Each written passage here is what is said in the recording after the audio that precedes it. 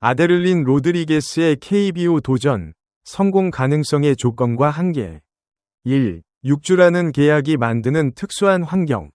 로드리게스가 기아와 맺은 6주, 5만 달러의 계약은 일반적인 외국인 선수 계약과 근본적으로 다른 성격을 갖는다. 정규 시즌 계약이 최소 수개월의 적응 기간을 전제로 하는 반면, 6주 대체 계약은 즉각적인 기여를 요구한다. 이 구조적 차이가 로드리게스에게 주어진 환경을 이해하는 출발점이다. 6주라는 시간은 KBO 환경에 완전히 적응하기에 매우 짧다. ABS 스트라이크 존, 한국 투수들의 구종 패턴, 경기 리듬의 차이를 익히는데도 수주가 소요된다. 카스트로가 23경기 동안 ABS 적응에 어려움을 겪었다는 사례를 참고하면 로드리게스에게 주어진 6주가 얼마나 빡빡한 시간인지 가늠할 수 있다. 반면 단기 계약은 선수에게 특유의 동기부여 효과를 줄 수 있다.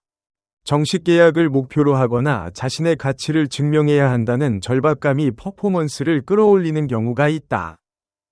2. 트리플 A 지표와 MPB 지표의 간극, 무엇이 진실에 가까운가?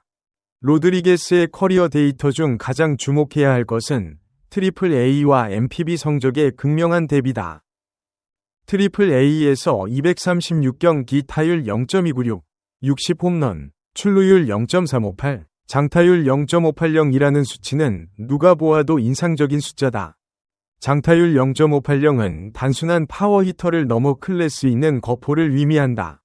이 수치만 본다면 KBO 레벨에서도 충분한 경쟁력을 가질 가능성을 시사한다. 그러나 MPB 지표는 완전히 다른 이야기를 한다. 83경기 타율 0.202, 8홈런, 출루율 0.160, 장타율 0.341. 트리플 A와 비교하면 타율 0.094, 장타율 0.239 차이다. 이 간극이 의미하는 것은 무엇인가? MPB와 KBO는 서로 다른 수준의 리그이지만 아시아 야구 환경이라는 공통분모를 갖는다. 서구권 선수들이 아시아 야구에서 어려움을 겪는 원인으로 자주 지목되는 것은 투구 변화구의 다양성과 낮은 속구 대비 높은 변화구 비율, 그리고 좁은 코스를 정교하게 파고드는 배합 방식이다. 로드리게스가 MPB에서 겪은 어려움의 원인이 여기 있다면 KBO에서도 유사한 어려움을 겪을 가능성이 있다. 다만 차이점도 있다. 로드리게스가 MPB에 있었던 시기 2020, 2022년과 현재 2025년 사이에 선수 자체가 변했을 수 있다. 멕시코 리그에서 지난해 35홈런을 친 것은 적어도 파워가 살아있다는 신호다. 또한 ABS 스트라이크 존은 MPB와 KBO 모두에 해당하지 않으며 새로운 환경인 만큼 어느 쪽의 경험도 완전한 예측 변수가 되지 못한다. 3. 멕시코 리그 성적의 해석, 35홈런의 맥락. 로드리게스가 지난 시즌 멕시코 리그에서 35홈런을 기록하며 홈런왕에 올랐다는 것은 분명한 강점이다. 그러나 이 수치를 KBO 맥락에서 어떻게 해석해야 하는지에 대해서는 신중함이 필요하다. 멕시코 리그의 경쟁 수준은 미국 마이너리그 AAA와 비슷하거나 약간 낮은 것으로 평가되는 경향이 있다. 그러나 정확한 수준 비교 데이터가 제한적이기 때문에 이 추정 자체에 오류가 있을 수 있다. 더 중요한 것은 멕시코 리그 투수들의 구종 패턴과 배합 방식이 KBO 투수들과 얼마나 다른가이다.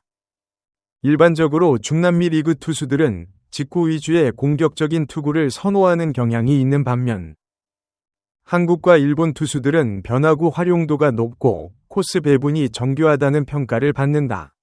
이 차이가 로드리게스의 멕시코 리그 성적이 KBO로 전환되는데 가장 큰 변수가 될 수 있다. 올 시즌 멕시코 리그 7경기 타율 0.31, 출루율 0.387이라는 수치는 현재 컨디션이 나쁘지 않다는 신호다. 적어도 타격 감각이 완전히 떨어진 상태는 아니라는 점에서 긍정적으로 읽을 수 있다. 4. 1루수 역할의 적합성, 3루수와의 경쟁이 없는 환경. 기아가 로드리게스를 1루수로 주로 활용할 것이라고 밝힌 것은 현명한 배치로 볼 수 있다. 3루에는 김도영이 있고 2루와 유격수는 국내 자원이 채우고 있기 때문에 1루가 로드리게스에게 주어지는 유일한 선발 포지션이다. 일루수는 외야를 제외하면 수비 부담이 가장 낮은 포지션이다. 송구 범위가 좁고 포구 중심의 수비를 요구하기 때문에 타격에 집중하기 더 좋은 환경이 만들어진다. 카스트로가 1루 수비 과정에서 다리를 다쳐 햄스트링 손상을 입은 것처럼 1루 수비 자체가 예상치 못한 부상을 낳기도 하지만 일반적으로 수비 부담은 낮은 편이다. 로드리게스가 190cm, 95kg의 거구형 타자라는 점에서 1루수 포지션은 체형적으로도 자연스러운 배치다. 대형 좌타자들이 1루수를 맡으면서 타격에 집중하는 패턴처럼 로드리게스도 유사한 방식으로 역할을 수행할 수 있다.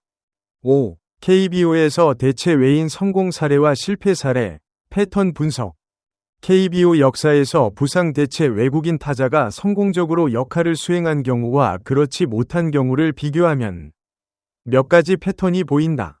성공 사례의 공통점은 KBO 적응 속도가 빨랐다는 것이다. 아시아 야구 경험이 있거나 변화구 대처 능력이 뛰어나거나 인플레이 타구 생산 능력이 좋은 타자들이 단기 계약에서도 의미 있는 기여를 할 수 있었다. 실패 사례의 공통점은 변화구 적응에 실패해 초반부터 큰 타율 하락을 경험하는 경우가 많았다. 특히 낮고 바깥쪽으로 빠지는 변화구에 대한 어려움은 서구권 파워히터들의 반복되는 약점이다. 로드리게스의 경우 NPB에서의 2차례 경험이 이미 아시아 야구에 대한 노출이라는 점에서 완전한 초보는 아니다. 그러나 그 경험이 성공으로 연결되지 않았다는 것이 회의적 시각의 근거다. 이 경험이 이번에는 다른 결과로 이어질 수 있는지가 가장 큰 미지수다. 6. 카스트로 복귀 이후의 그림, 6주가 만드는 경쟁. 로드리게스가 6주 동안 어떤 성과를 내느냐에 따라 카스트로의 복귀 이후 역학관계가 결정된다. 3가지 방향이 있다. 첫째, 로드리게스가 인상적인 활약을 보이는 경우다. 이때는 카스트로가 복귀하더라도 즉각적으로 1루 선발 자리를 되찾기 어려울 수 있다. 한화의 플로리얼 리베라토 사례처럼 원래 선수가 대체 선수에게 자리를 내주는 전례가 생길 수 있다. 둘째, 로드리게스가 기대에 미치지 못하는 경우다. 카스트로가 복귀하면 자연스럽게 원래 역할로 돌아오고 로드리게스는 6주의 기회로 끝난다. 기아 입장에서는 카스트로의 완전한 회복을 기다리는 동안에 공백 최소화라는 목적이 달성되는 시나리오다. 셋째, 로드리게스의 활약이 중간 수준인 경우다. 기여는 하지만 뚜렷하지 않은 상황에서 카스트로가 복귀하면 둘 중 누구를 우선 기용할지에 대한 현장의 판단이 필요해진다. 이 경우 기아 벤치의 유연한 운용 능력이 시험을 받는다. 로드리게스의 KBO 첫 번째 게임이 어떤 모습으로 펼쳐질지는 아직 알 수 없다. 트리플 A에서의 우아한 지표가 한국에서도 재현될 수 있는지, 아니면 NPB에서의 경험이 반복될 것인지, 두 가능성은 동시에 열려 있고, 실전만이 그 답을 내려줄 것이다.